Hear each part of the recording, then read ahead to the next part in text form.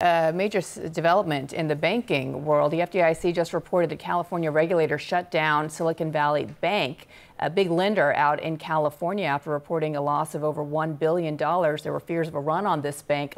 People wondering if they should have PTSD into 2008. What's going on here? Yeah, this really is an earthquake, especially for the tech community. Silicon Valley Bank dropped by 60% yesterday alone. We just learned today that California regulators have shut this lender down. This is the biggest failure since 2008. It's actually the second biggest failure ever since Washington Mutual in September of 2008.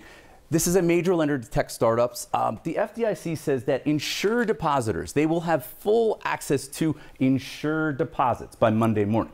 Insured deposits, that means up to $250,000. Of course, we know that some small businesses, some startups, some individuals, they have more than that $250,000. It's not clear if they're going to get all of their money back. This, of course, is not sitting well in the marketplace. We see the Dow is down by more than 250 points. Banks are leading the way lower. The good news here is that experts that I'm talking to, they are hopeful that this is an isolated incident, that this is not part of a broader systemic issue. Mark Zandi, he told me, he's the chief economist over at Moody's Analytics, he just told me that he doesn't think that this failure is symptomatic of a broader problem in the banking industry. Let's hope not, because that's the last thing we need right now. Yeah, the major banks are saying that they are well capitalized. Matt Egan, thank you. Robert Reich, former U.S. Labor Secretary under President Clinton, is with us now. Also the author of The System, Who Rigged It and How We Fix It. Secretary Reich, always good to have you. Let's start where Matt ended with this Silicon Valley Bank. The FDIC now in control. We saw that there were some stumbles from Wells Fargo, JP Morgan Chase, Bank of America, other banks trading. Theirs halted yesterday. What does this mean for people outside of the Silicon Valley Bank universe? What does this mean for the average borrower, if anything? So far, it doesn't mean anything, but the big question is one of contagion. That is, what we saw in 2008 was when one big bank and a couple of others started to fail, could not pay their depositors, could not actually pay up what they owed. They were closed, and regulators had to move in very, very quickly. But we ended up with a financial crisis because, one big banking card easily starts tipping over other cards. It's a house of cards. Now, we don't know yet about contagion. What we do know is that this bank was obviously overextended.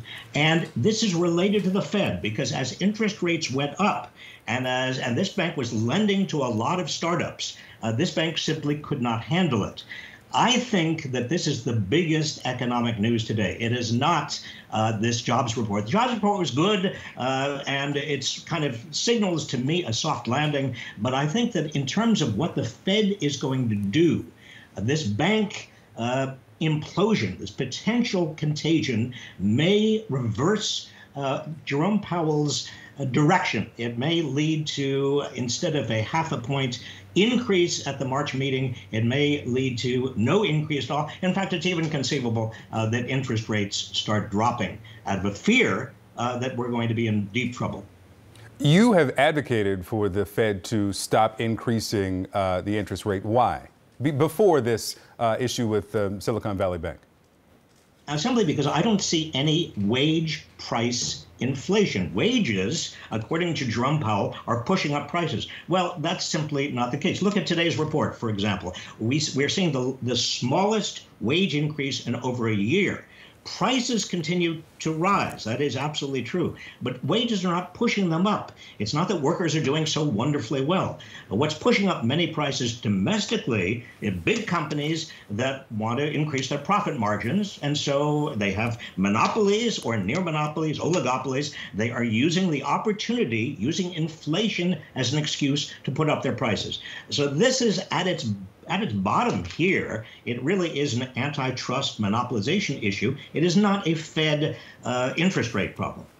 So you suggest that the Fed should stop increasing the interest rate, but if that is the only tool they have, I imagine you're going to correct that assumption, but if that's the only tool they have to try to bring it back down to the 2% rate, that goal, then what else can they do to try to tame inflation, if not increase the interest rate?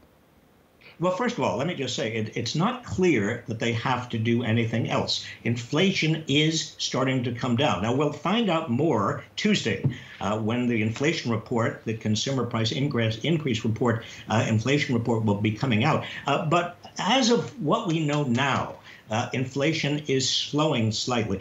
And the key here is the direction. If inflation were increasing, that would be one thing. But if inflation is starting to slow down, if we're seeing it going in the right direction, then it's not clear that the Fed has got to keep raising interest rates and risking a recession that's going to hurt everybody.